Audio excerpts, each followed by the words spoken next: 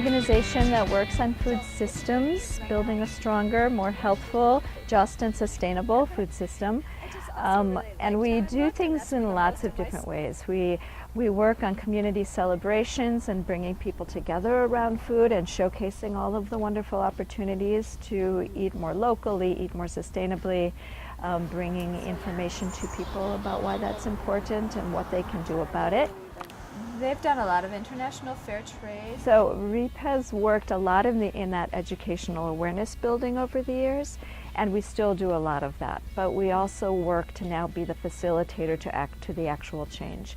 So we have a farm to school program, which is one of our biggest programs, thinking the most important thing we can do is to help the next generation of eaters understand, feel comfortable with eating more responsibly.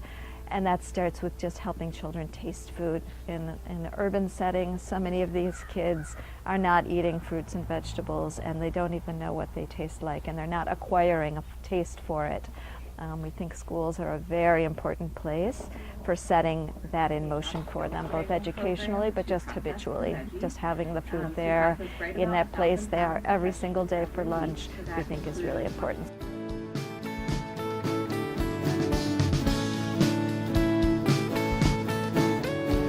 We also do a farm to restaurant program.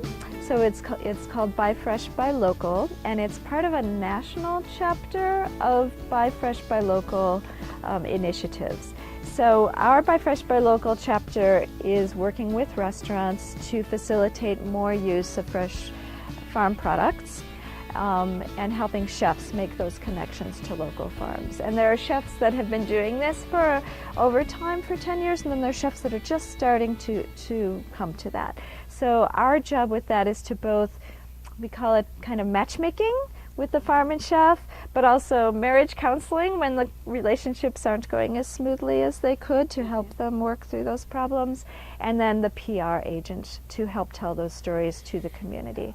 What has also been exciting about that program, it's kind of trickled out of just being restaurants, and the local hospitals and healthcare institutions are also starting to come on board and wanting to be part of this. We get calls from farmers all the time, and then our process with them is very much like it is with the restaurants, is we just want to learn. So what do you grow? How much do you grow? What are your prices? What would your delivery arrangements look like? And then the last is the celebration. So we work with the community to bring awareness, but always in a joyful way. So our celebrations, we do a big festival in the fall called the Food for Thought Festival. That's every September. This will be our 15th year doing that. And it's a way of showcasing what is. And the nonprofits and the farms and the restaurants, we all come together for a day, and 3,000 to 5,000 people come and learn and taste and explore. We do a wonderful event every spring called Burgers and Brew, and it's about beer and hamburgers, and it's out at a local brewery, and about 1,400 people join us that day, and the chefs come and grill, and the brewers bring the beer, and it's really, again, just about showcasing the farmer-chef connection.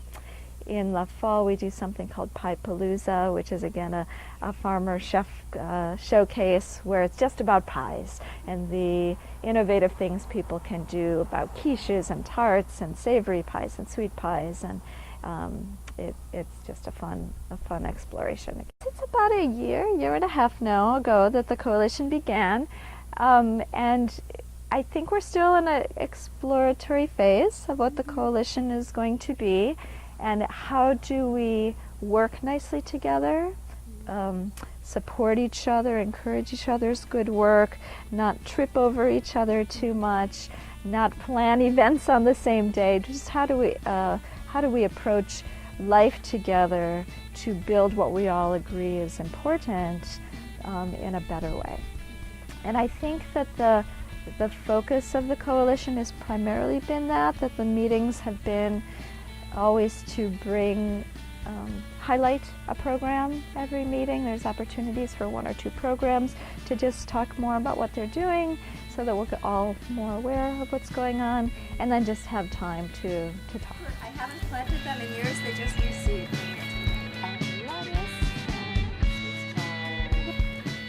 tried to plant potatoes. It's whatever happens. I think the challenge for the Food Coalition right now is still a little bit of that internal identity. What is, I don't know that we've identified our core capacity because of the way people were invited to join. It wasn't a coalition that grew out of the individual organization saying, this is what we need to come together to have this coalition. It was people being invited through the Dane County Food Council and the extension saying, we see this, there's all these disparate pieces in our community. Can we as the extension help pull that back together through this coalition? Let's invite these people to explore what that could be together. And we're just still clearly in that exploration phase. So that I think is still the challenge a little bit of the coalition, is the clarity of why and what we try to get.